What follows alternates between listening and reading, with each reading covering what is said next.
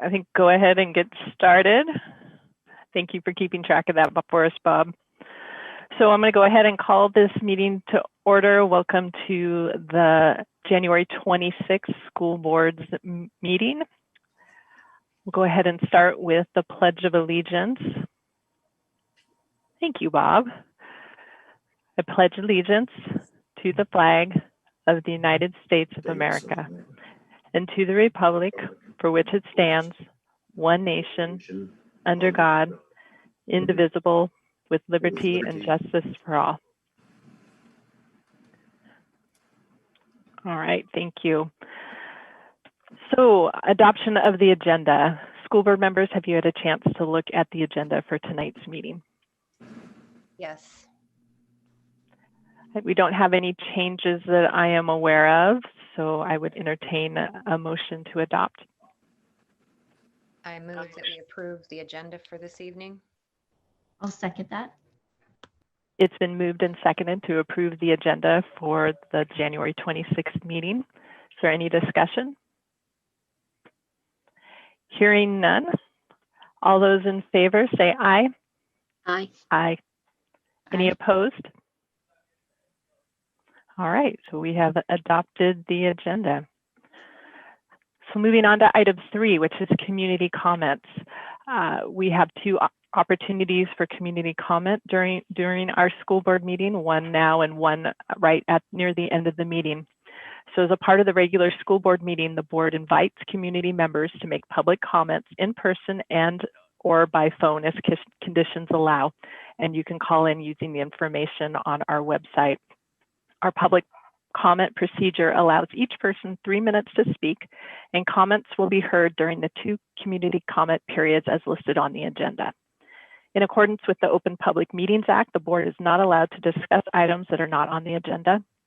The board may direct the superintendent to follow up on certain items that arise during public comment if appropriate.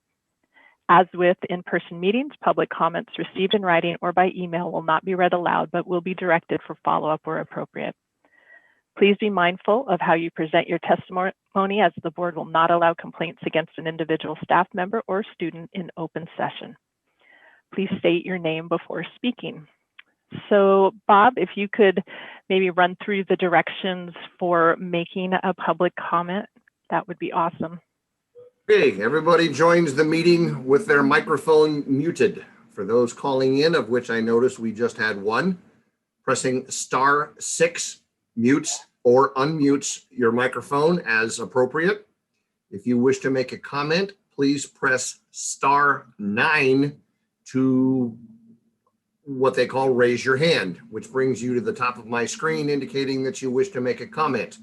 At such time, I will call upon you as far as that goes, and if it's appropriate time, you will commence your speech. I will have a 3-minute timer running when you start talking, and you will hear the audio when you reach your 3-minute time frame.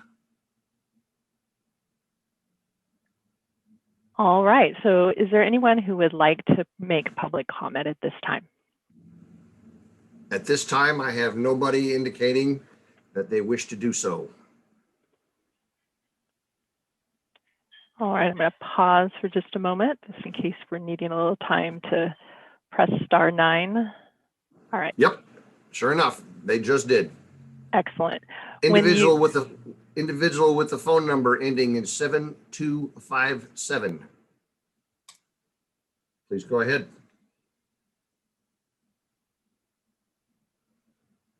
Press *6 to unmute yourself, and you disappeared. Hi, good evening. My name, can you hear me? Yes, we can. Okay, thank you. Good evening, school board and Shelton School District administration. My name is Aide Villalobos, and I am a 3rd grade teacher at Evergreen Elementary. But I am more than just a teacher. I am also a wife, a mother of 2 young children, a daughter, and a sister. I remind you all of this because we are more than just teachers. We are more than just educators. I understand the frustration of the community and the pressure on the school board and the superintendent is to reopen schools immediately, especially since our community just like all communities, depend on schools not only to formally educate our children, but also to supervise them while families are off to work so that they can provide their family with the basic needs. Those frustrations are also our frustrations, the educators. We are also parents of school-aged children trying to work while at the same time supervise our children, or paying or begging to have them watched. I understand the frustrations of virtual schooling. My son is in kindergarten, and virtual schooling has not been easy for him or for us as parents. In fact, with my work schedule, I don't even have time to help him or to know what he is learning or if he is learning.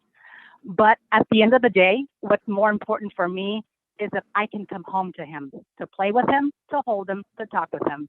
Because my son, he's also more than just a student. I would rather that my family deal with the frustrations of virtual schooling rather than deal with the possible death of a colleague, the possible death of one of my son's teachers, or the possible death of me.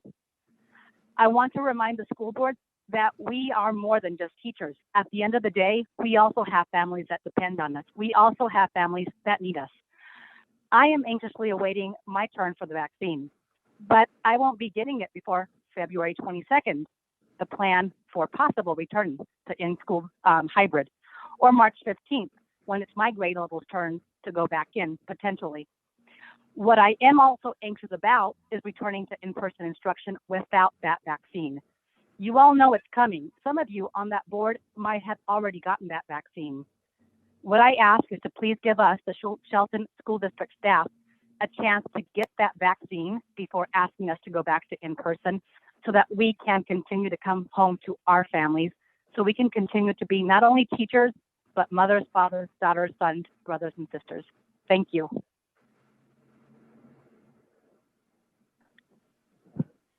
Thank you very much, Ms. Lobos.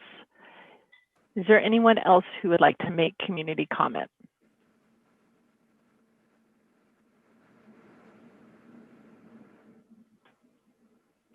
All right, so seeing none at this time, we'll go ahead and move on to item 4, which is reports and recognition.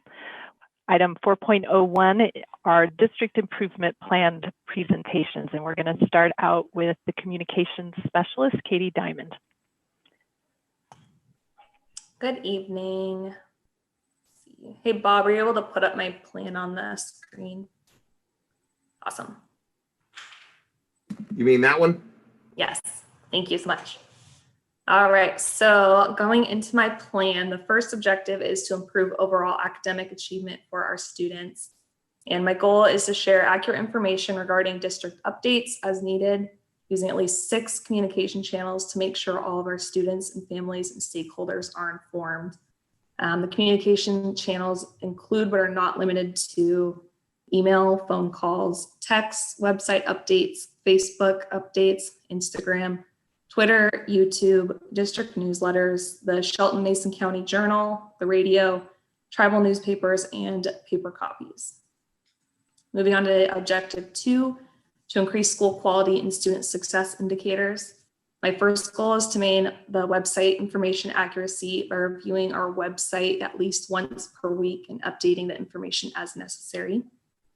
And my second goal is to increase reach and positive two-way communication, supporting our students and schools through Facebook by increasing the Shelton School District's page follows from 3,946 follows to 4,146 follows, which is a 200-person increase.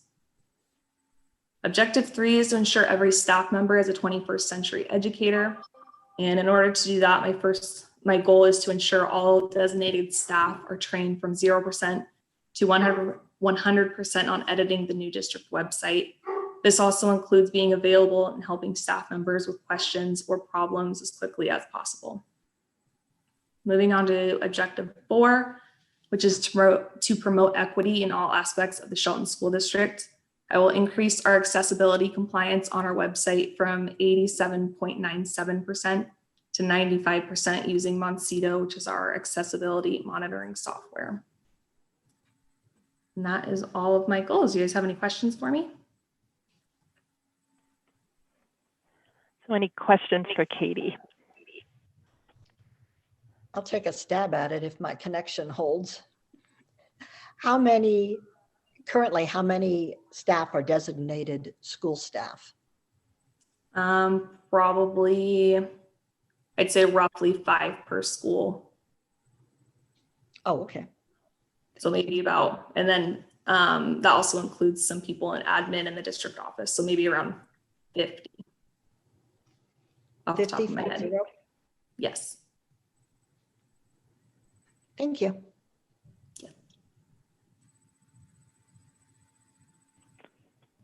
Any other questions? No questions from me. I just really appreciate all of the efforts that Katie continues to do. I think that it really helps put out the information about our school district in multiple ways for people to get that and see, how they can get their questions answered, how they can stay up to date. I think that's, particularly difficult right now when we don't have students and parents coming in and out of the schools or school grounds. So I really appreciate all of these different methods of communication and keeping our website up to date and taking feedback to, update different things as needed as well too. Thank you.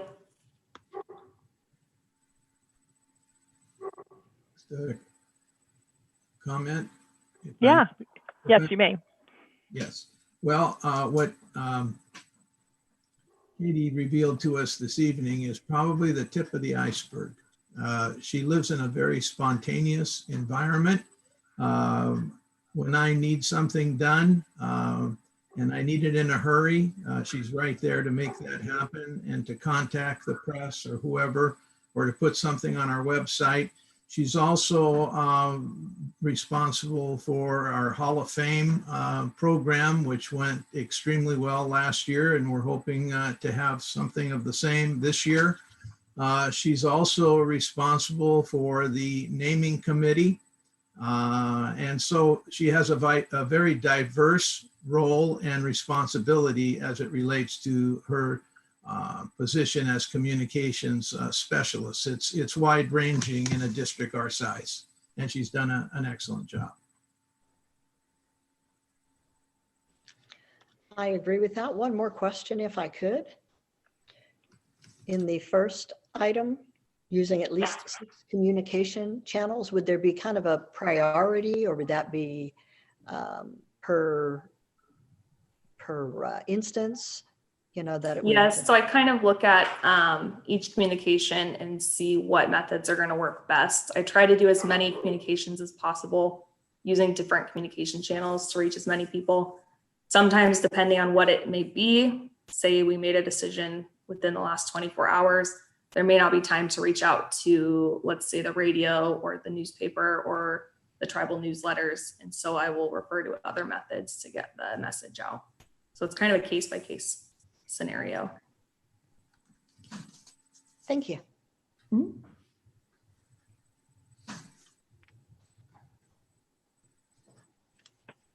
All right. Well, thank you very much, Katie. So moving on to Jenny, Director of Special Education. Thank you. Bob, can you go ahead and pull mine up, please? Welcome, board members, Dr. Postle, community, and Miss Allison.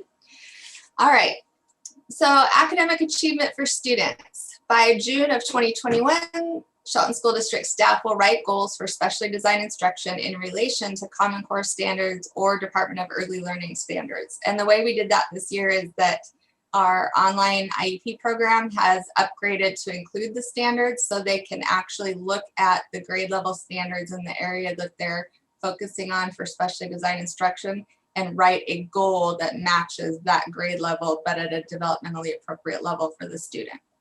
So that's super awesome. Number 2, increase student quality and student success indicators. This one I'm very nervous about. We were doing so incredibly well in Shelton before COVID with our student post-school engagement compared to state levels. I'm concerned that this one's actually going to drop a little bit based on not having placements for students out in our community. And we're seeing a drop in post-school engagement activities kind of across the board right now. So we'll keep an eye on that. We're certainly working towards transition activities in the district as much as possible in the remote setting. Number 3, ensure every staff member is a 21st century educator. Special education staff will develop parent collaboration and training activities from PK-12 regarding student self-advocacy needs and post-secondary transition success. So we know that the #1 factor for student success post-secondary is learning those self-advocacy skills. So we have one teacher in program who's developing videos for families based on what they think the student needs by the time they hit that transition age and going backwards, developmentally appropriate for our families. And then we also have some staff that are putting out some training activities for parents. So some intense, some going into the home plans that are happening, some going into daycares, and then planning kind of a level system. So we have broader parent teaching activities, but also some intense ones. That's coming on board right now that I'm excited about. And then promote equity in all aspects of the Shelton School District. This one is a little behind where I wanted to be right now in staff development for inclusionary practices in our district. We do have the inclusionary practices grant, and our Bordeaux team, our OBJH team, and our Shelton High School team were all 3 schools selected for that grant. They have put together some great inclusionary practices, kind of team things happening in each individual building, and the committee meets once a week. Brought in the ESD as part of that process as well. So they've got some great things on board. We're just a little slower than I wanted to be by now, but really good things happening. Does anyone have any questions?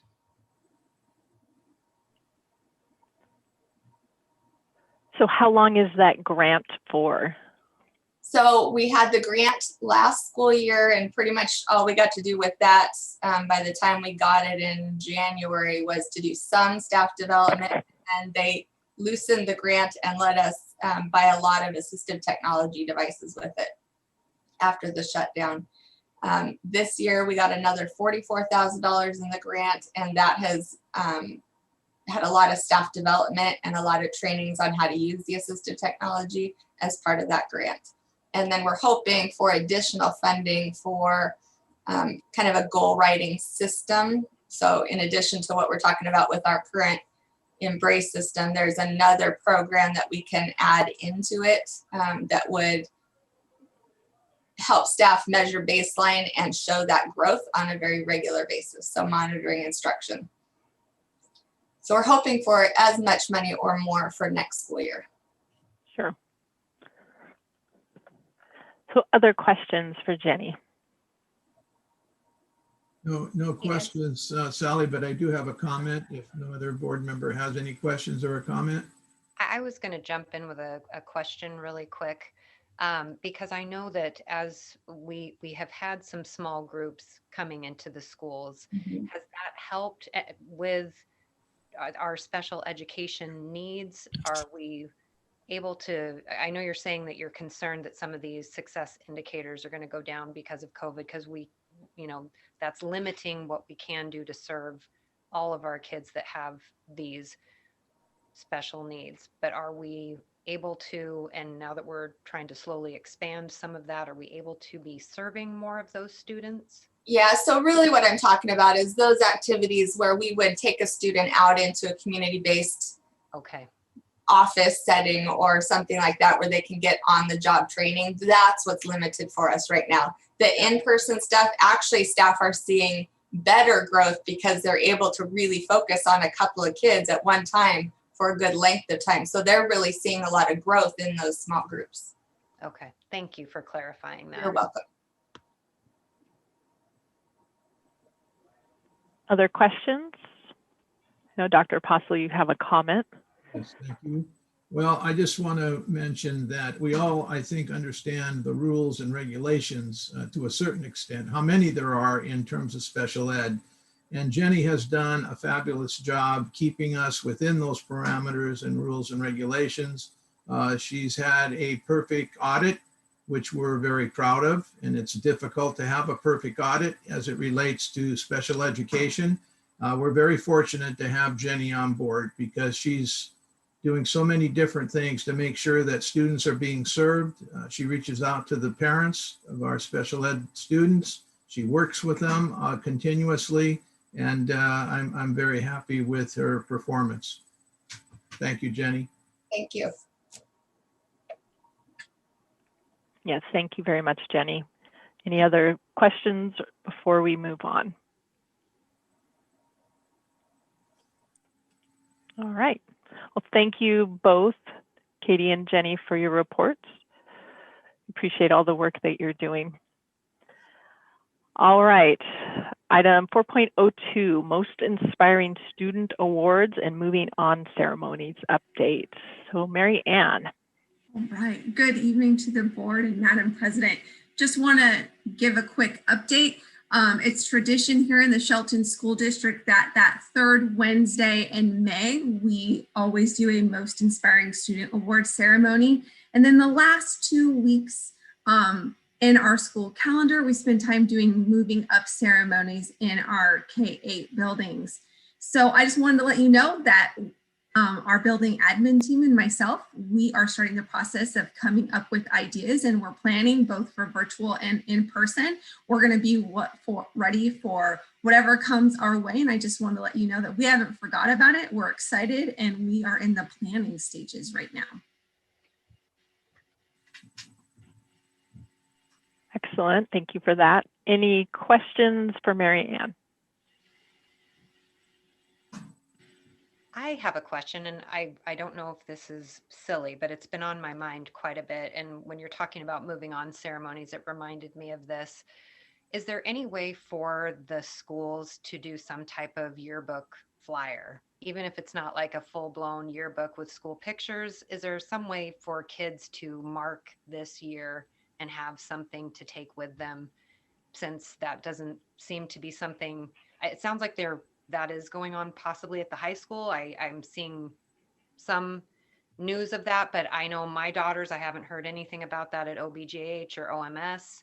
And again, it just seems like these might seem small, but they are these markers of time for our kids. I have a yearbook from ever since I was in middle school myself. I'm just wondering if there's anything that can be done with that. And maybe that is not a question that can be answered tonight, but it's been on my mind quite a bit. And I didn't know if there's some way for students to submit a photo of themselves and just have some type of, it doesn't have to be a full-blown published book, but something that they can take that's a reminder of these moments of this year of online school and COVID. Yes, we've had some initial thoughts about putting together videos, a year in review, just something to just celebrate and acknowledge what we've all have been through and our experience, because it's historic. So I'll take that back to the team and we'll work on it and we'll get back with you. But I think that's a great idea. Yeah, it's a good point, because we're all gonna always point to the school year. I mean, we'll be marking our history from before and after. So yeah, it's a good point. Yeah. Other questions or comments? Yes, I do have a comment, unless a board member has a question or a comment. All right, go ahead, Alex. Okay, I think what Carrie has brought up is very important and worthwhile. Last year was the first year, I think, in 4 years that we didn't have a ceremony. March of 2020, as many of us can recollect, March, April, May was a very hectic time, a lot of change, unanswered questions, and it was very difficult to be thinking about a program such as this. But I talked with Mary Ann, and she's talked with the principals, and we need to resurrect it. And quite frankly, to continue to move it forward each and every year. It's important to recognize students that are trying very hard under unusual circumstances, and to recognize them and their families. The families, my experience with this program here and other places, the parents love it. And so do the kids. And we give a little medallion to the kids, and they wear that medallion the next day to school. At least some of them do. I've seen it. So, Yeah, I think Mary Ann, taking into consideration what Carrie mentioned would be important to recognize Absolutely. a very unique year for all of us, and especially for our kids.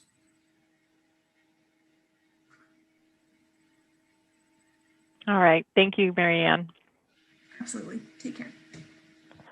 All right, moving on to item 4.03, looking ahead to some more end of the year celebrations, high school graduation ceremonies with Stacy and Bruce.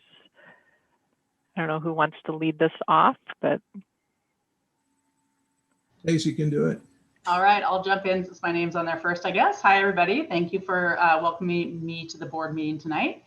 And we're really excited to look forward to the end of the year. Of course, many things are up in the air as always in the pandemic, but we are really excited because this will be the first year for Cedar High School's graduation. So we are planning June 3rd at 6:30 p.m. at the Shelton High School Performing Arts Center. If we are able to do it in the conditions of the pandemic at the time, will be Choice High School's graduation.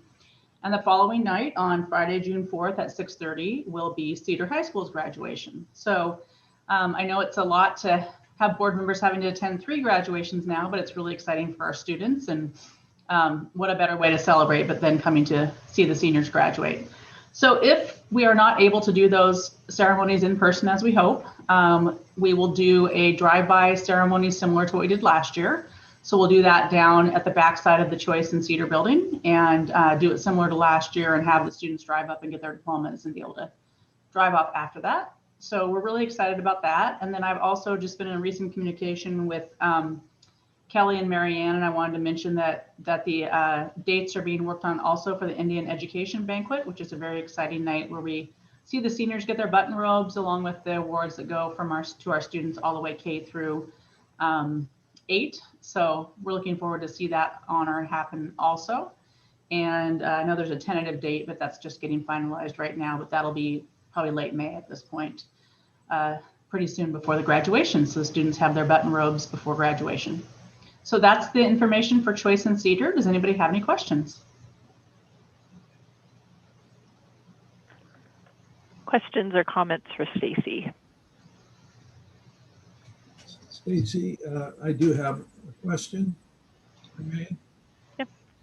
Stacy, can you comment on how our potential graduates for 2021 are doing, just in general? I'm not asking for any specifics at this time. That will come up later at some board meeting in the future, but how are students doing for the class of 2021? Well, I would say it's a challenge for them right now, of course. We are finding that some of the seniors are excelling, and I'm pretty excited. Our first class at Cedar High School, we have a pretty small class, but those students are moving forward towards their graduation, requirements being done. Right now, we have a small group. We have 14 seniors, and about 11 are within reach of having all their credits done. A few more are facing the challenge of the graduation pathways. So whether it's an assessment or a CTE pathway, or there are 7 options now for students. So we're still looking at some ways, like we'll be offering an ASVAB test, some ways that students can have alternatives for that. At Choice, that's a group of students that we have a little bit more of a struggle as far as their progress towards graduation. We know we have a lot of students that are coming back as 2nd or 3rd year seniors, but they're resilient. A lot of them are coming into the building in our small groups and just getting a little bit of extra help. And we have credit recovery available as well as our regular classes. So the biggest thing is I'm just crossing my fingers we get to come back in hybrid, because I know that the more that the students are in the building at the end of the year, there's always that big push, especially for the Choice students, to get those last little pieces done. And but if that doesn't happen, we'll do what we did last year in terms of continuing to help them out remotely. We also are starting to look at some of those things on how to celebrate their senior year. I heard mention of the yearbooks. We are doing yearbooks for both schools, so that'll be exciting. But also just for the seniors, we'll be looking at things to honor them, like senior signs and things like that. I know there's already some out in the community, but more things to do to honor this strange year that they're in for their senior year. Thank you, Stacy. Mm-hmm. Any other questions for Stacy? Thank you, Stacy, for all you're doing, especially with working with 2 high schools, double the work, double the graduations. Appreciate all of that. It's very exciting to think of Cedar High School having their inaugural graduation.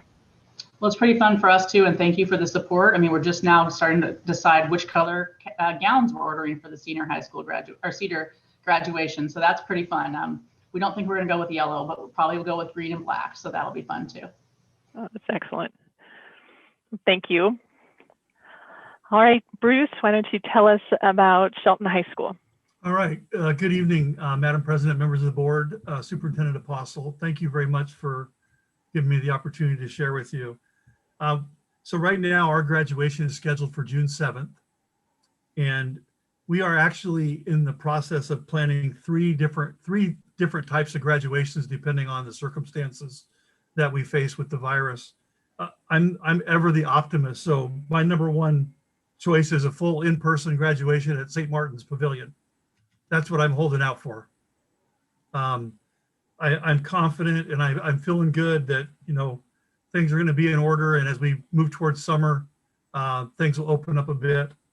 If we can't have the full in-person graduation at St. Martin's, our second choice would be to have an outdoor ceremony with smaller groups, perhaps have two separate ceremonies and split them in half to where we can have smaller groups outside and have that at the school in our brand new, beautiful stadium.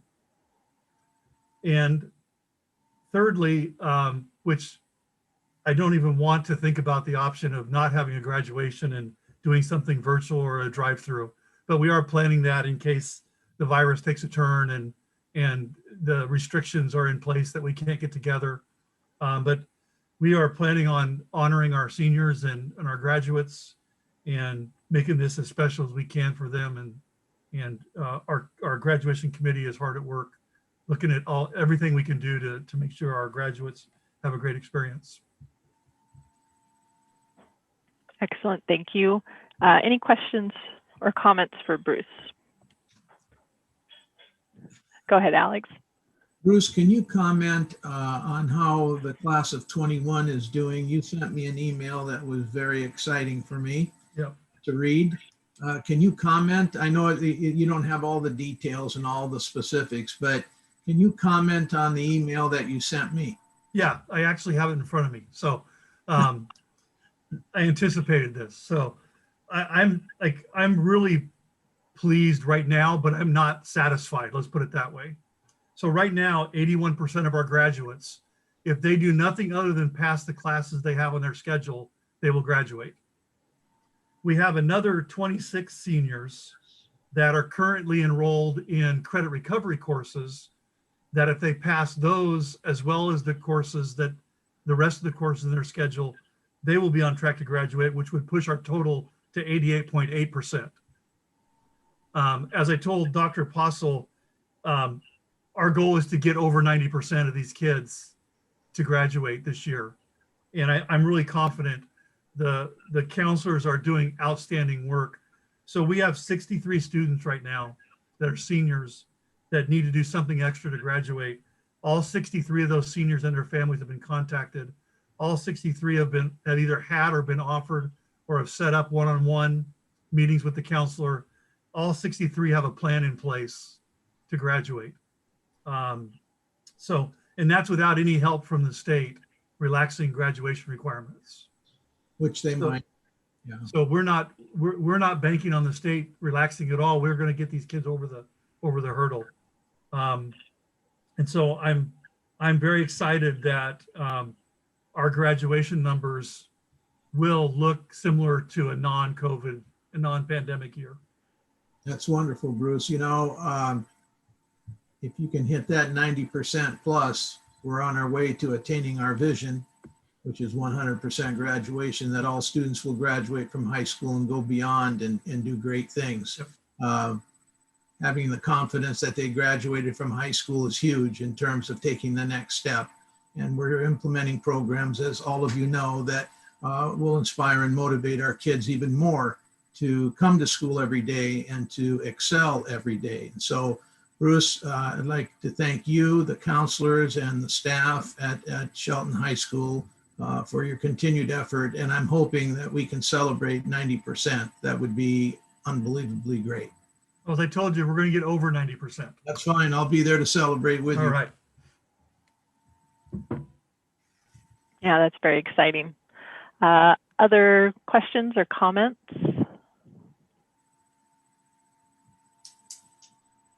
Do we already have the pavilion reserved at the St. Martin's?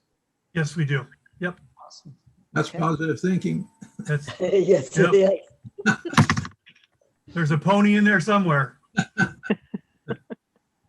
Murphy's Law, if we plan for everything, we'll be in good shape. Yep.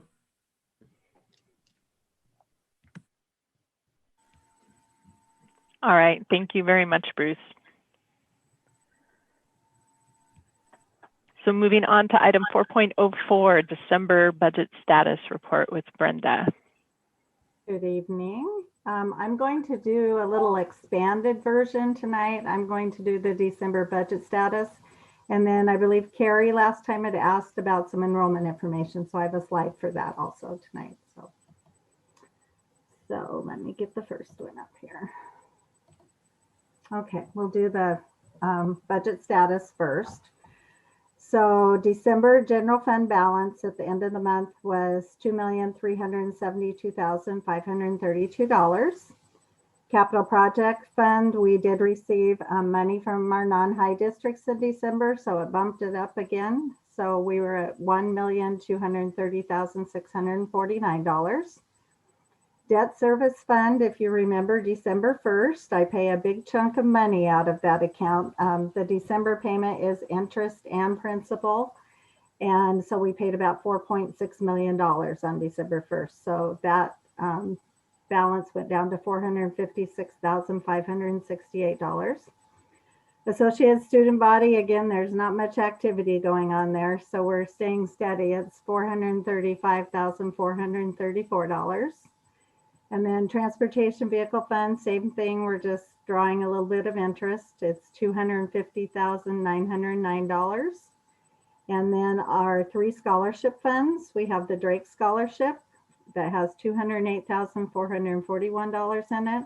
The Mike Johnson Memorial that has $5,471. And the Bolt Memorial Scholarship, which is $25,683. So are there any questions on the budget status? I just got to say that the December ending balance leaves a lot more breathing room than the November ending balance. Yes, So, yes, we were back up to a 9% apportionment month, so that always does help. yes, it does. Hopefully it will continue. Yeah. Thank you.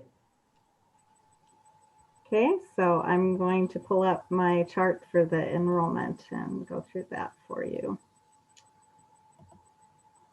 So what I did, this is similar to what you typically see in the enrollment packet that you receive every month. But what I did, I took every school and did their monthly FTE enrollment. And then I did the change from September to January. So I'll start with Bordeaux. In September, we had 430 kids there. You'll see we increased in October to 438. November, we went down to 432, stayed at 432. In January, we were right back at the start with September. So really there's a 0 change. And what was interesting, this was actually good exercise for me because as I went through it, the majority of them are zeros. They had a spike and now they're back to where we were in September.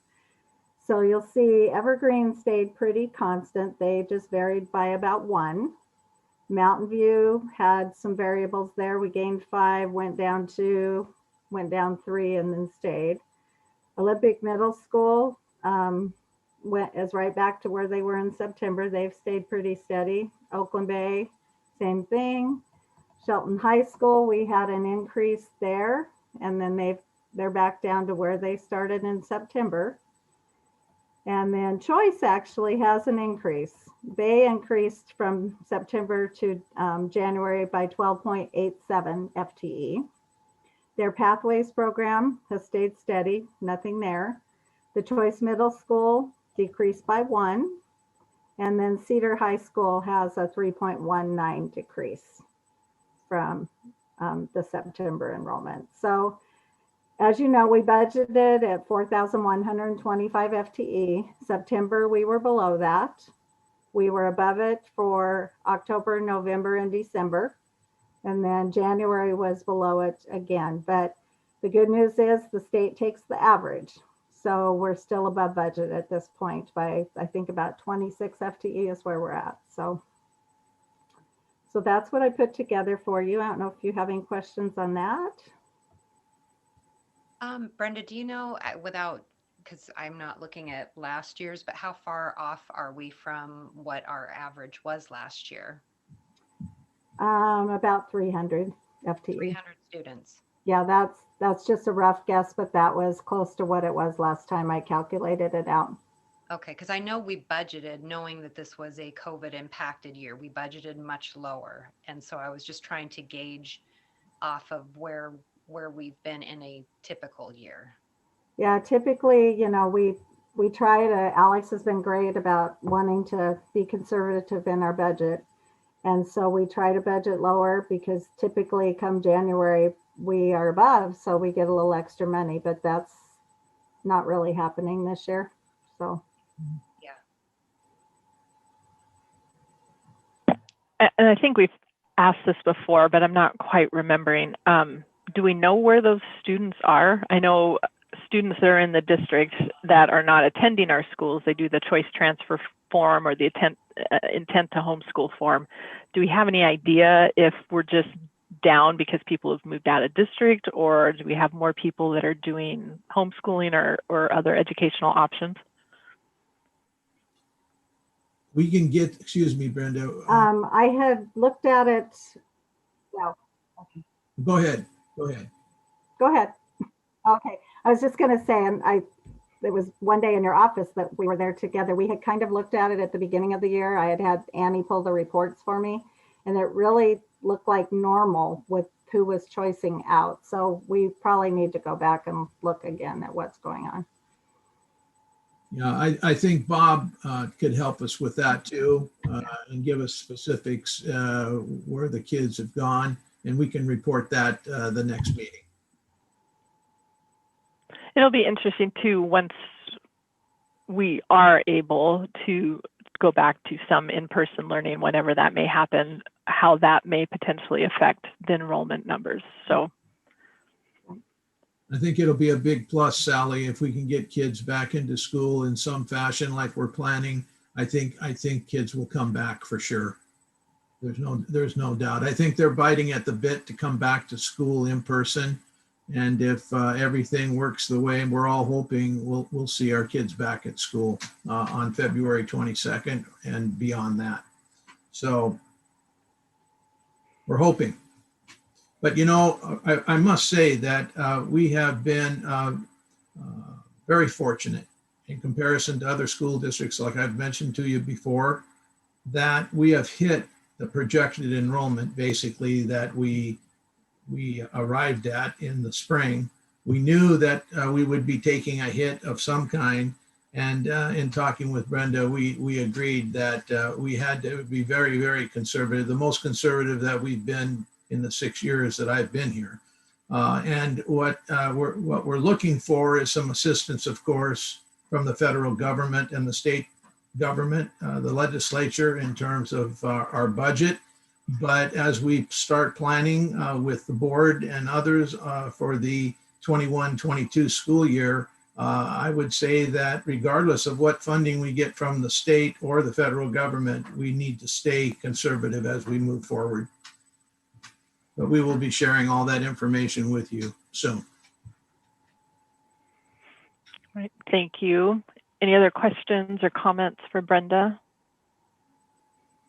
Since we're talking about looking forward and into the next year, and at the last meeting, we had some information about a potential 400 homes in the Shelton area. There's also a development north on the Highway 101. I think it actually falls within the Hood Canal School District, but of course, if there were high schoolers, they would likely come into the Shelton School District. And I know that's in the very early stages. I just saw the for sale sign go up for lots in that community. Do we know anything about that from the county, or do we, when would we likely hear something from someone, or is that information we'll have to go get? I can respond to that. And then Robert, you can help me out here. In terms of the 400 houses, I've made comments about that situation. When new homes are built in a school district, it's a wonderful thing. More kids, more revenue, more programs.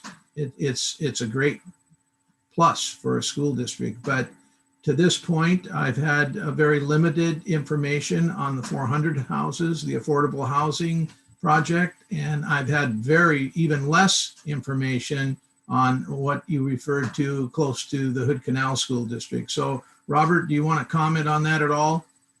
Yeah, I'll just say that as part of the process, after whether it's the city or the county, they complete the approval process, there is a due diligence period where they send actually the developer to the PUD and to the school district and through utility providers and so forth. And there's a negotiation that happens. And so there's a process where we're engaged at that point, and then we would work through that. Now, I'm not certain about like how impact fees and things that work outside of the jurisdiction. Right now, we currently, all our schools and everything and developments have been within the city of Shelton. And so it'll be a little bit new for us if we start to work with the county outside of Shelton, but there's a process for that, and we would do that. Okay, that's good to hear that we won't be necessarily surprised. Somebody will keep us in the loop and we'll know what's going on as it happens. So that's good to hear. Thank you.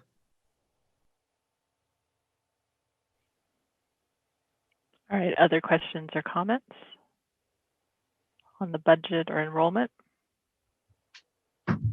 Just thank you for providing that enrollment information, and if it is possible to get some follow-up on maybe where some of these students have gone. I'm sure our schools have been reaching out to families to see if it's just disengagement, if people have moved, or if they've moved on to a different type of school or platform. I would like to have a better understanding of that if we have that information.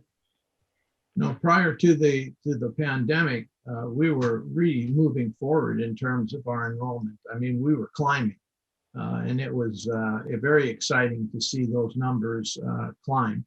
I believe we'll get the students back as soon as we start school again in some fashion, and that will be beneficial to all aspects of our academic program. Thank you. All right. See no further comments. We'll move on to item number 5, the consent agenda. We have minutes and some fund warrants and personnel reports. I would entertain a motion. I move that we accept the consent agenda. Second that. It's been moved and seconded to accept the consent agenda for January 26th. Is there any discussion? Hearing none, all in favor say aye.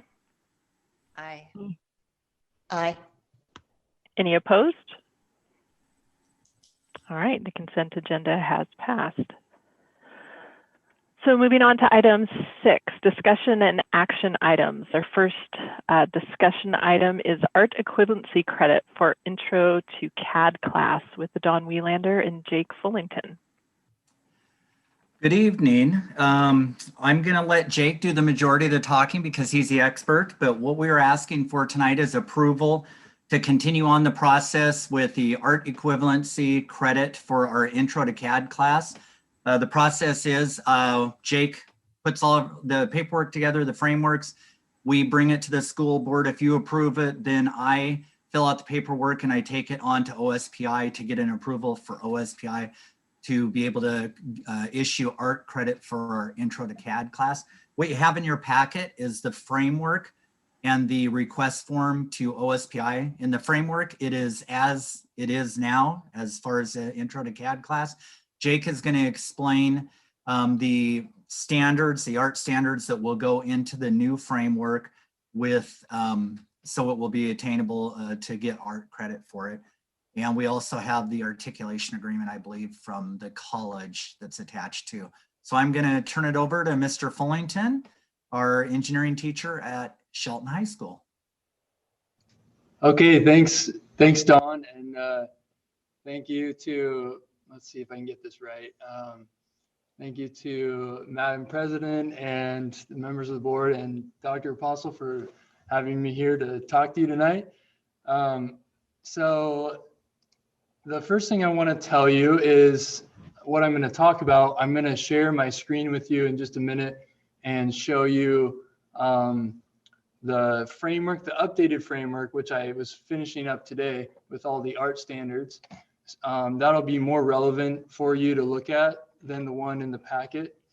And I'm also going to put a link to that document in the chat so you can look at that on your own time later as well, or right now. And then I'm going to show you just some, we're going to look at the art standards.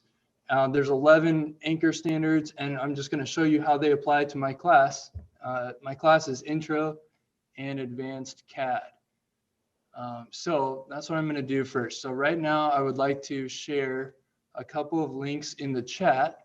First one I'm going to give you is a link to the OSPI art standards. So if you want to follow along with those, you can, or if you want to just look at those later, you can. Second thing I'm going to put in the chat is a link to the framework as it is right now, which, well, as it has been updated as of today with art standards included. So that's going to be the next link in the chat for you here. Just a second.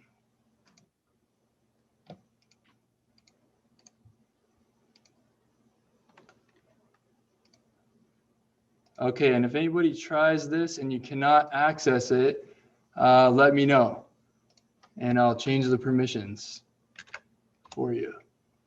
Okay, so now I'm gonna share my screen with you. I wanna start by looking at the art standards from OSPI and then talk about how my class fits in with those. So what we're looking at right now is sort of the beginning of the document on the OSPI website. We are looking at the visual arts document. There's several different disciplines and art disciplines, and we're looking at visual arts. And you want to read this paragraph here, right here under visual arts. So I'm gonna make that bigger. So is there anyone, can you like just say yes, type yes in the chat, or just nod your head if you can see this? Okay, yeah. Very good. So they've really opened it up with these art standards. There is so many ways to give students an art education, and that's what gives me hope that we can improve this equivalency credit. Because if you read this, it says the student's visual arts education experience may include, but is not limited to, and then they list a ton of things that they can learn: drawing, painting, ceramic, sculpture, 2D design, 3D design, photography, and it keeps going. And the ones I want to highlight for you right here are 2D design and 3D design, because that's what I am teaching students in these classes.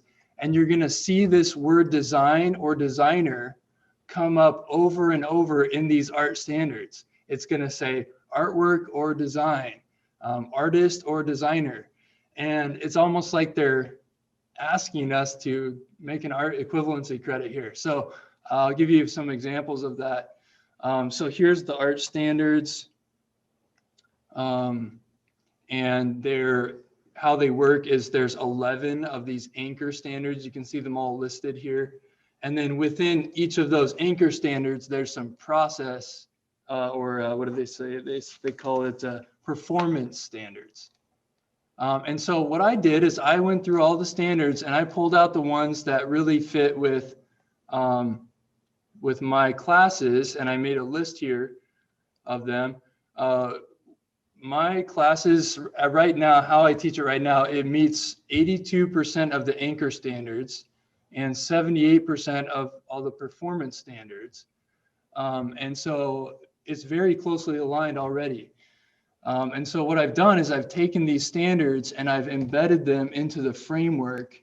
And if you were to click on the link in the chat, you would find the updated framework that has art standards embedded into it. So you can see here, every unit has some art standards that unit covers down at the bottom of it. Some units have more than others. So this one has 3 art standards that it covers. And some units have even more than that. Like this one has a bunch. So so that's what I've done. And now, but instead of having us all, it's late at night, instead of having us all look at frameworks, which are they're not that enjoyable, I just want to show you just a few examples. I'm not sure even how much time I have, but I just want to show you a few examples of how these standards fit into my classes. So Dawn, can you stop me when it's time for me to stop talking? And I'll stop talking. Here's one of our art standards. This is a creating standard. That's what CR stands for. So creating 1.1 under visual arts, that's the VA. Use multiple approaches to begin creative endeavors. And so you can see it in this chair assignment that I give the students. There's 2 methods that it gives them to start this project, and they get to choose the one they want to do. And in bigger picture, there's 2 types of CAD modeling that we teach here. And so we teach direct modeling, where you are drawing this shape, for this red shape here. And if I want to change it, all I need to do is click on the push-pull tool and pull this side. I can stretch it as far as I want. That's direct modeling. I'm manipulating the object itself. Parametric modeling is where I am using a master sketch and I'm designing my object using this master sketch. And if I want to change it, I need to go into the master sketch and change the relationships, and that will update the model. So the students need to decide, what way am I going to model this project? Am I going to use direct modeling tools like SketchUp? Or am I going to use parametric modeling tools like Onshape or SolidWorks? Here's another standard, creating standard 2.1, engage in making a work of art or design without having a preconceived plan. So this is kind of fun. So what you see down here is some castles. We had an assignment where students built this very basic castle, and you can see almost kind of what the template was. There was some like 4 cylinders that made up the castle, and then students just had to like change it and just make it their own and add stuff to it without planning it out. So they just started changing the colors, the textures, adding objects, and it got kind of interesting. Then when we do sketches and brainstorming, you get kids doing all kinds of different sketches. I just found one quickly and threw it up here, but all kinds of just brainstorming ideas. They don't have a preconceived idea. They're just like getting all their ideas out on paper. And so it fits with this standard. Some people call it, what is it, brain vomit or something like that. You know, just getting all those ideas onto paper. Here's a standard. This is about basically how does art materials impact our health as humans and the environment. And so the best way that this relates is,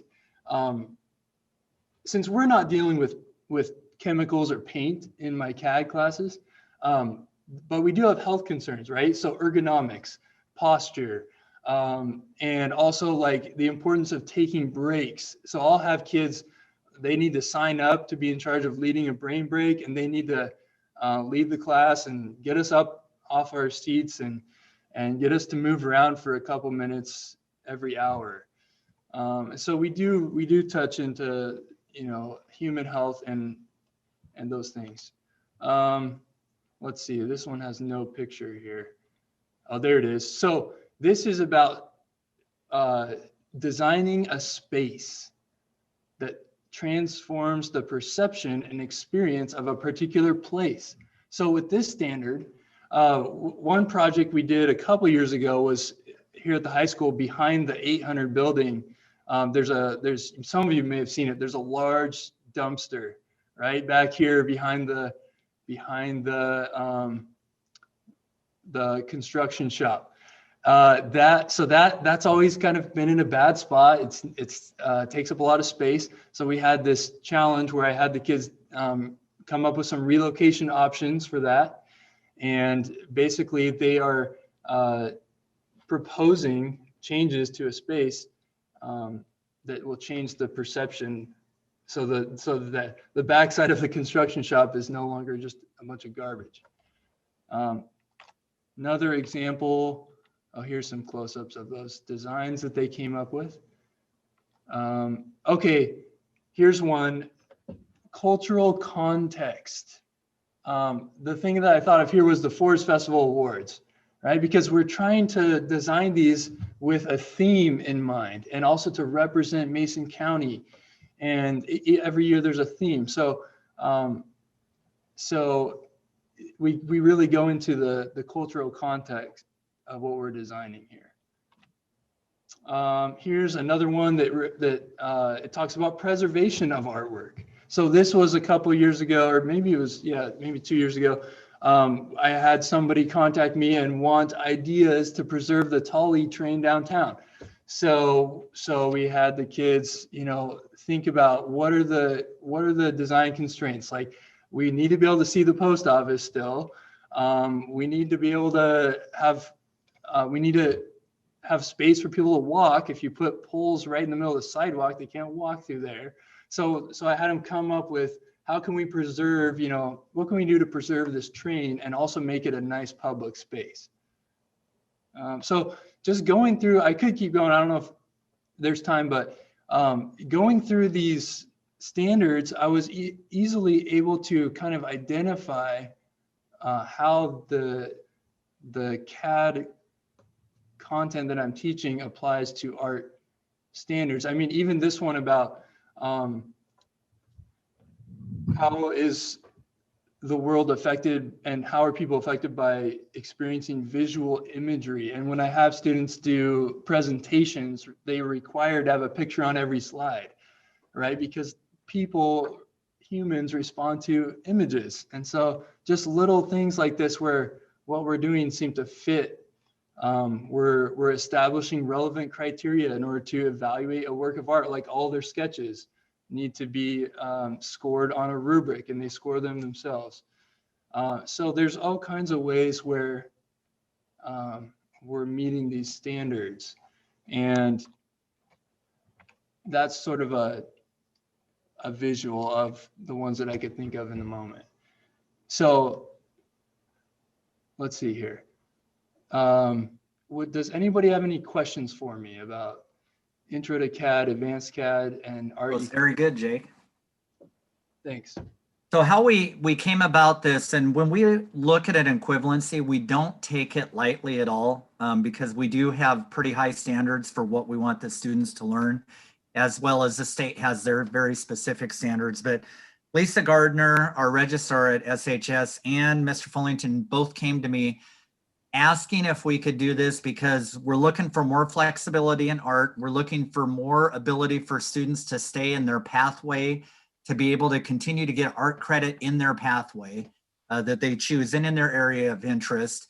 And Lisa was really interested in the flexibility that we would have to give students credit, either CAD or art. So if you have any questions, feel free to ask Jake, and I'm sure he can answer them for you. So in this pathway, so we've got Intro to CAD and Advanced CAD. I'm assuming those are both like 1 trimester long classes. Are there any other courses that would also be in the CTE pathway? Yeah, that's a really good question. So I'll show you the path. It's part of the engineering pathway, which is one of two pathways in the MET Academy. So if you look here, you can see the mechatronics pathway, and then you can see the engineering design pathway, and Intro to CAD and Advanced CAD are the first two courses in that pathway, and then students move on to Engineering 1 and Engineering 2. So that's the pathway right there. And if you want to read this, I could share this document. Just send me an email if you want to read it more, or I could put it in the chat. If I might make one comment as well. Yes, please. Intro to CAD is also being requested by the construction pathway and is being looked at by the welding pathway as well, because as both of those pathway instructors have said, if you don't understand plans and you can't read plans, it's very hard to create things. So Jake's CAD classes are in great demand for a variety of pathways. You can tell Jake is very passionate about what he teaches. I guess I wish I could 3D print numerous Jakes, replicate them. Well, you know, what's funny is the students are the ones that are really on my case to get this approved for an art credit, and the parents too. They're like, they're the ones continually reminding me. And I actually started this last year, and I thought I'd gotten farther on it than I did, but it turned out to be such a good time to continue working on it this year. But I do want to clarify, I believe that both intro and advanced CAD should be art credits, because the way we have it set up right now is these classes are both combined into one framework. And I should have probably talked to you about this, Dawn, earlier, but since they're both in the same framework, and so they're in the same pathway, I think it would make sense to, and I've embedded art standards into the entire sequence. So I think if we can, I would like to approve both, if possible. So right now, Don, right now we're looking at the intro to CAD, and then it sounds like Jake has already made progress on advanced CAD as well for the art credit. Yeah, the complete framework is set up for art credit. How we do it is we break the intro to CAD in, you can see, as one trimester, which is 70 hours, and then the advanced CAD is 2 tries at 140. Yeah. So that would actually give students, if both of them were approved as an art credit, it would be like the equivalent of 1.5 credits? 1.5 credits. And to graduate from high school, they need how many art credits? It's 1, is that correct? I believe it is. I'm not, Dina, is it 1 or is it half a credit?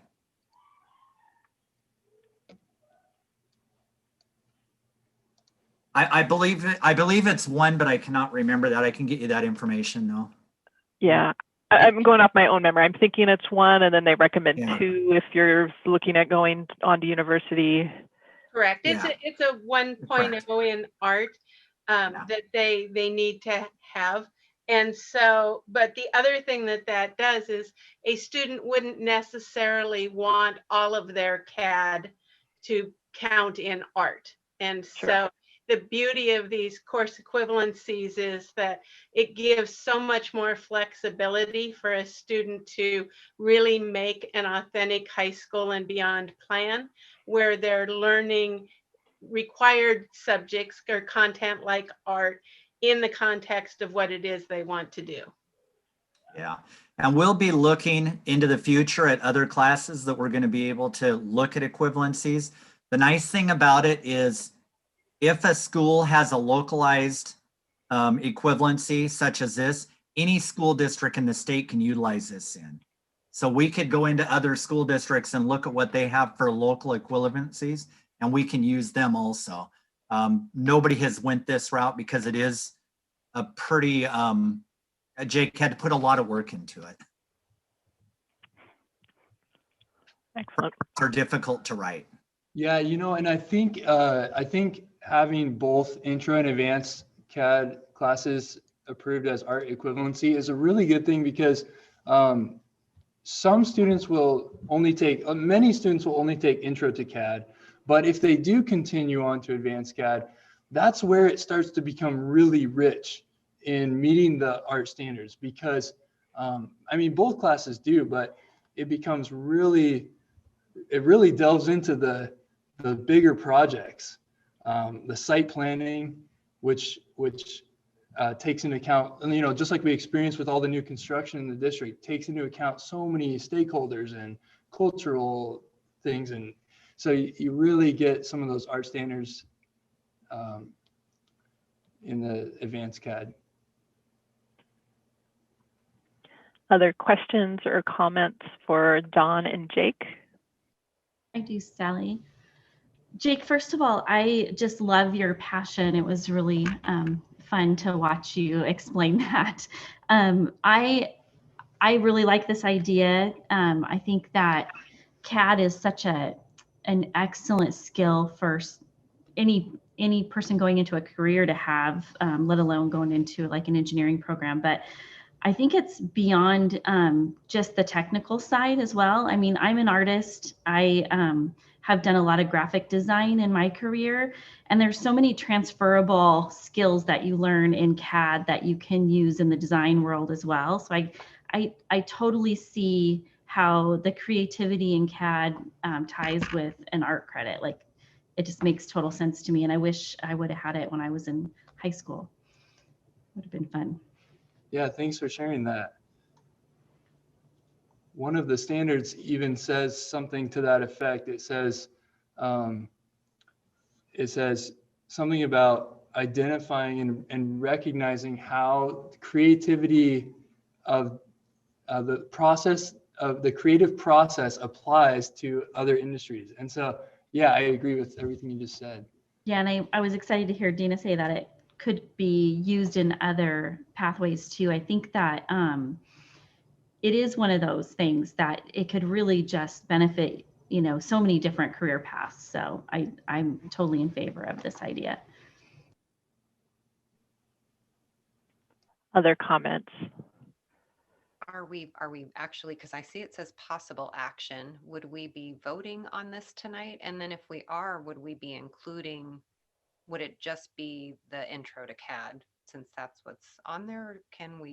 Or Since we have the complete framework and all the standards are embedded already, I would ask with the new framework in your chat box that we ask for approval for both.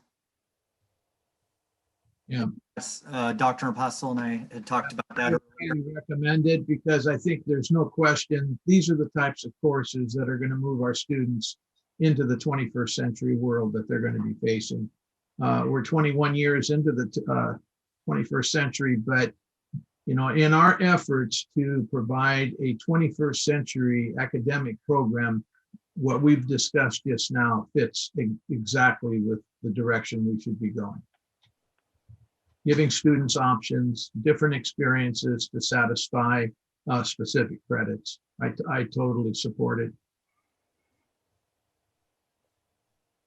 I'm just really excited and really appreciate the energy, the time, and as Lynn said, the passion that you have all put into developing such opportunities for students. Thank you. I would be happy to make a motion to approve the complete framework for an art equivalency. And I'll be happy to second that. It's been moved and seconded to approve the art equivalency credits for the 2 CAD classes. Any further discussion? I was just going to support what other people said about enjoying the enthusiasm of the presenters and appreciating the effort that goes into that, and think it's a great, well done project. All right, I agree. Fantastic job, all of you. We really appreciate this. So without any further discussion, all those in favor say aye. Aye. Aye. Any opposed? All right, we have approved art equivalency credits. Thank you very much, Don and Jake and Dina. Thank you very much. We will move it on to OSPI now for their part, and we will report back to you on what they say. Thank you. Thanks, Don. Thanks, Jake. Thank you. And maybe someday we'll look forward to seeing some further projects from your students, Jake. That's some amazing stuff that they're all doing. All right, thank you. All right, moving on to item 6.02, superintendent search update. So Sandy, this is to you. All righty. Still having an unstable connection, so I'll keep the video off, but I think my audio is working correctly. So first off, want to say a big thank you to Katie, in addition to the other items that she talked about tonight in her communications department. She's also been a big help with the superintendent search. Specifically this round, we were focusing on updating the brochure and getting that ready to go. So at our last meeting,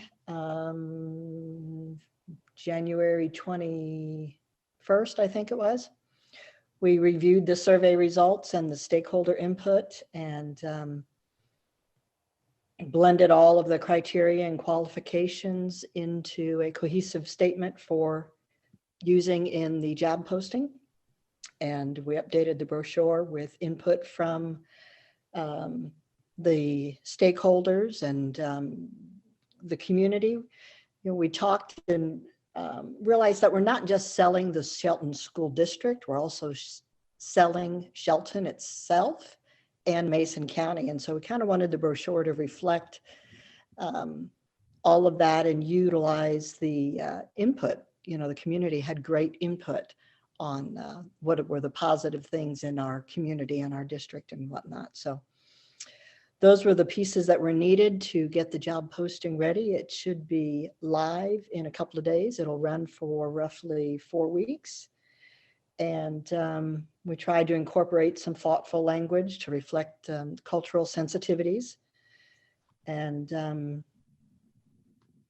the next meeting, I believe, is tentatively set for March 18th, after the close of the application filing window. And then we have a lot, things are going to go pretty fast after that, with interviews and all that kind of stuff, and with the goal of possibly announcing a new superintendent maybe by April 1. So things are going to go very fast in March. So any questions?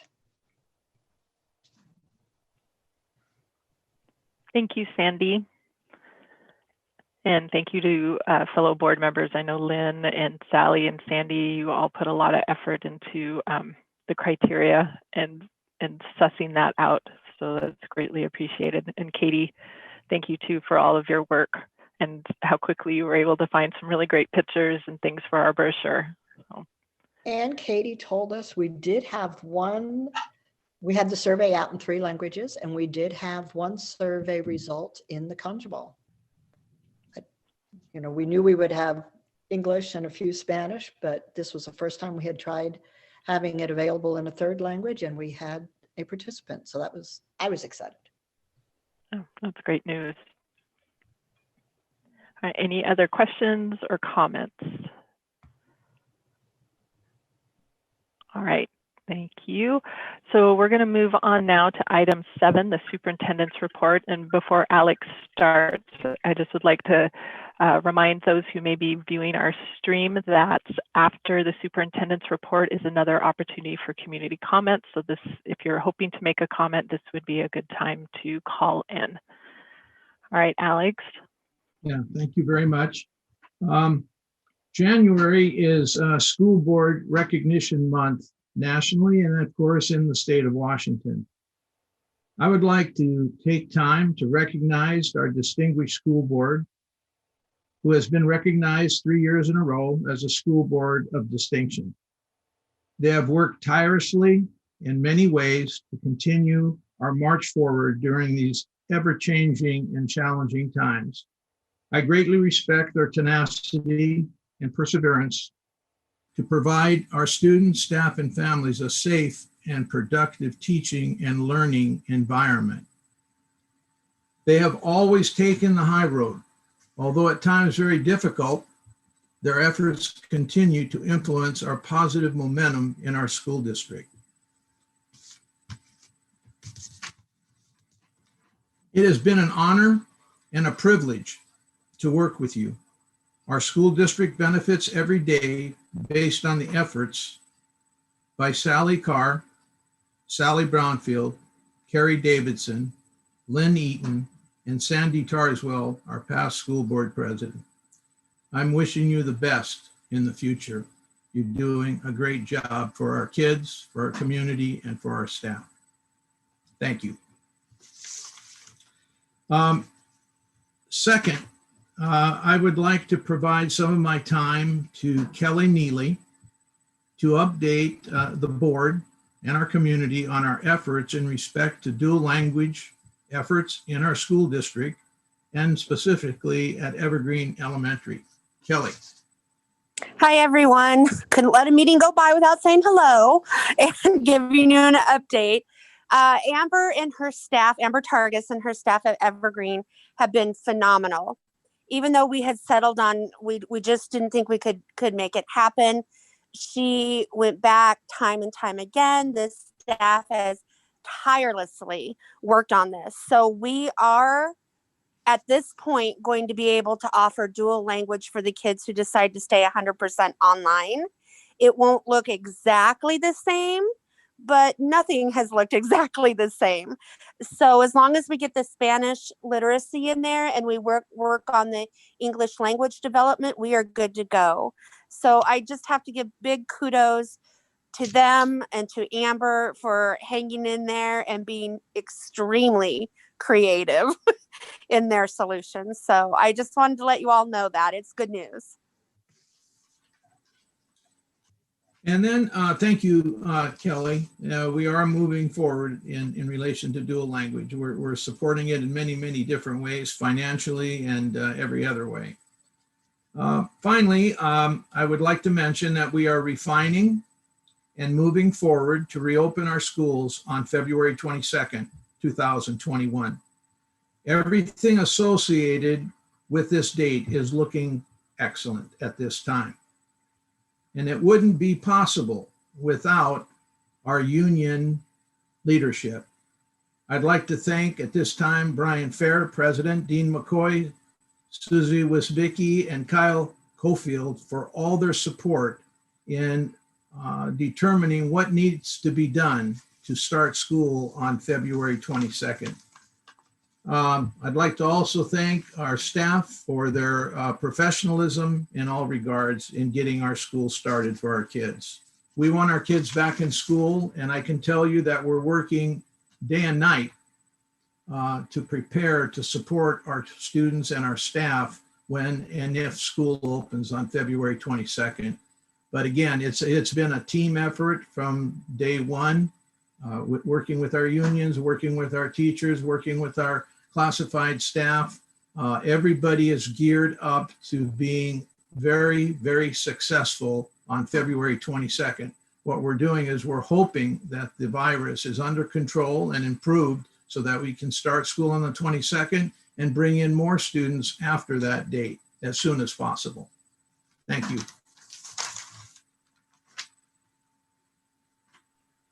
All right, thank you, Dr. Apostle. So we have reached our second community comment section of our meeting. I am not seeing that anyone has called in. So is there anyone who would like to make a community comment at this time? I do not see anybody that has called in, and I do not see anybody with their hand raised. All right. I think I will pause here for just a few more seconds in case someone is attempting to call in.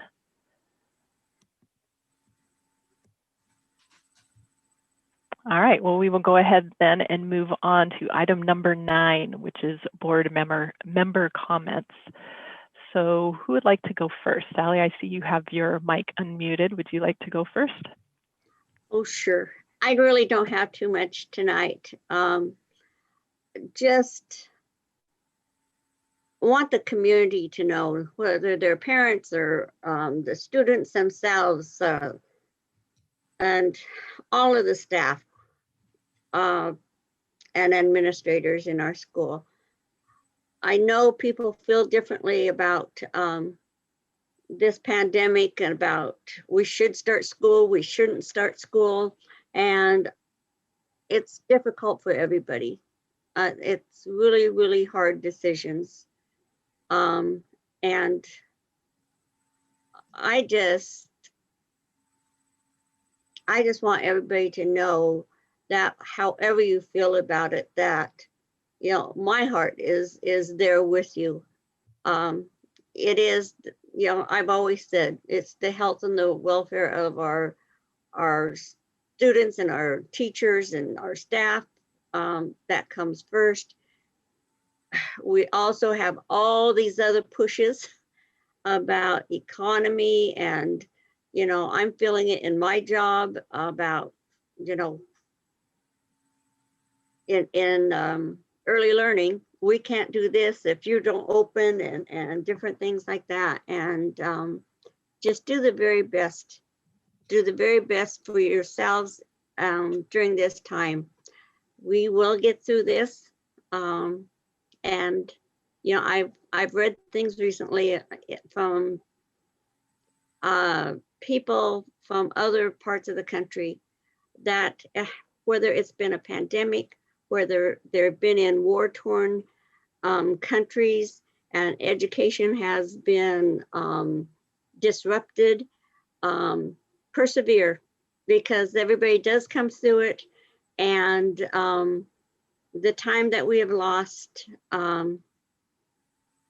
in all those situations, they show that we're very resilient as a human species, and we'll get through this. And we just need to do it together and support one another. Please, you know, please be kind to one another and support one another. Thank you. Thank you, Sally.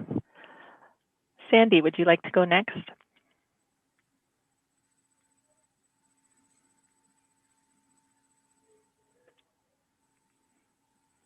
Maybe she can't hear me.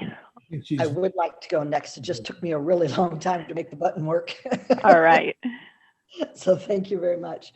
First off, I want to say congratulations to Stacy Adams, our newest national board certified teacher. That was a lot of work. And I also thought it was interesting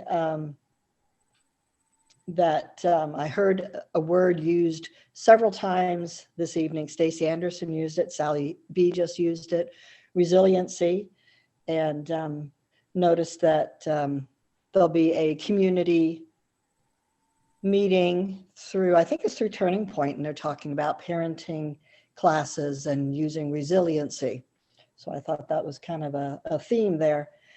They're also doing a visual teen art project on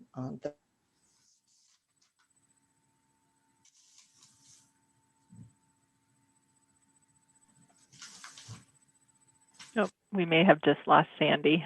Sandy, we can't hear you, so I'm thinking maybe we've lost you. It seems like it. Oh. You know, so I'll just say I'm looking forward to the community forum.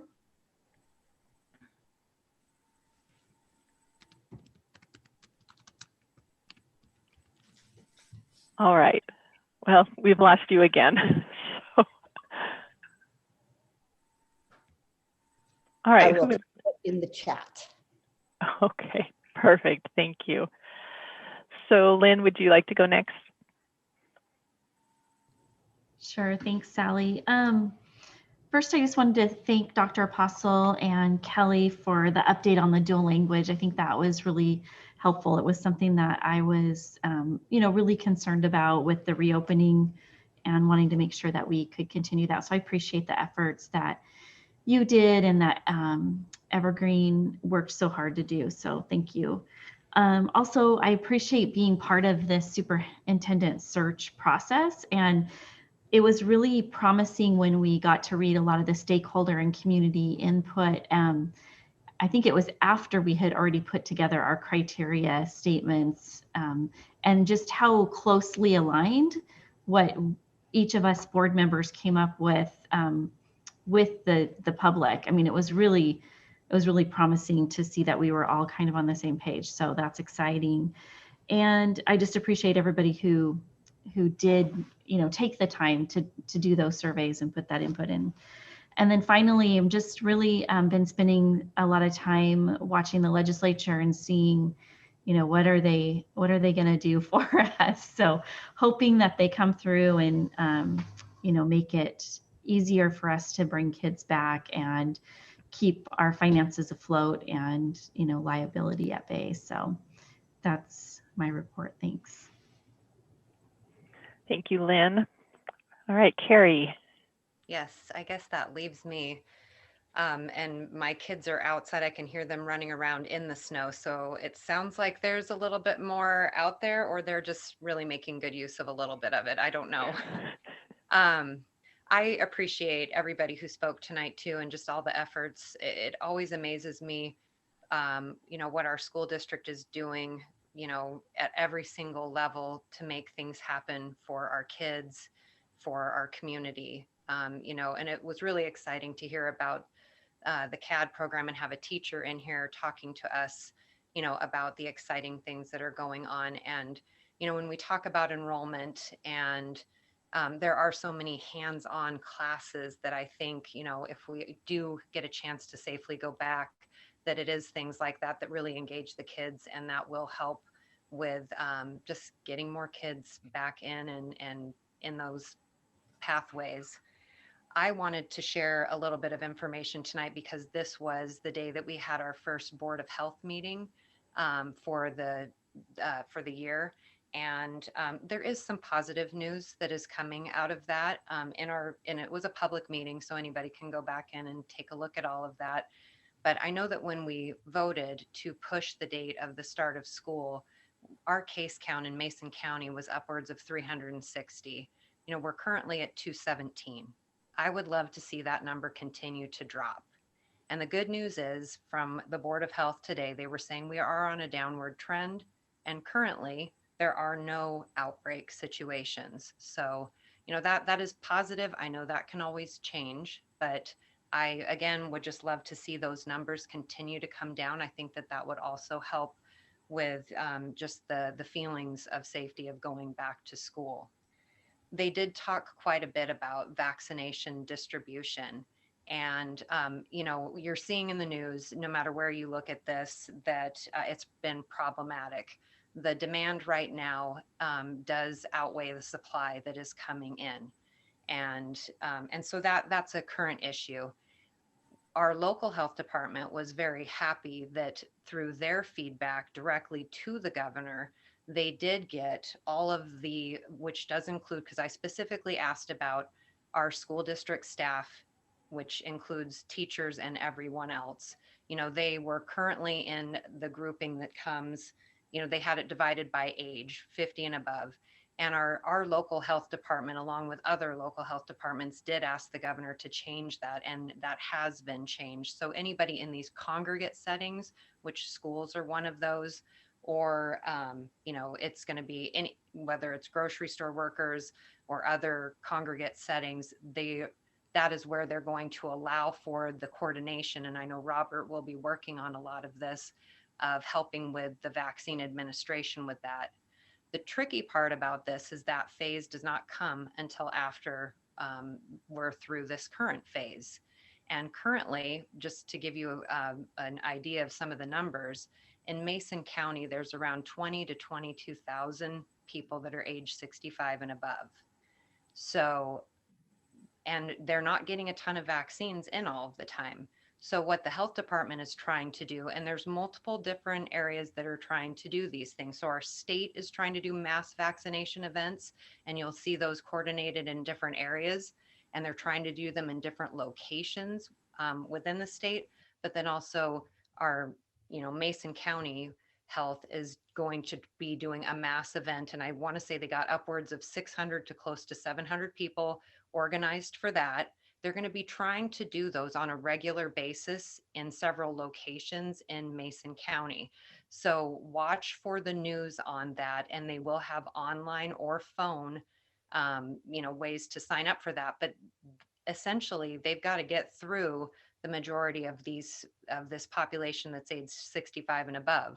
So if we do have school staff that are age 65 and above, I would encourage anyone to try to get the vaccination during that and not wait until it's coordinated through the school district. Whenever you're eligible, I would encourage somebody to try to, if you're interested in getting the vaccination, to do that. And then hopefully we will start seeing an increase in the supply and we can get through these situations quicker. They couldn't really give us an estimation of time on when they would get to the next phases. I did read in the Board of Health report to me that in order to get all of the residents of Mason County, and you're talking about everybody that's going to want one, that could potentially take, through the end of the year, just because of the amount of people. So just wanted to give you an idea about that, but it is good news to see our numbers dropping, and we are going to start seeing a lot more coordination. And what they're also hoping for is more supply and rollout to doctors' offices and pharmacies so that they can be getting them to the patients themselves. So I did want to share that with all of you, and that's all I have tonight. Thank you, Carrie. That's great information. So for my board report, I just wanted to thank everyone, all of our community members, students, staff who participated in our stakeholder meetings and in the surveys for the superintendent search. Your feedback is vital.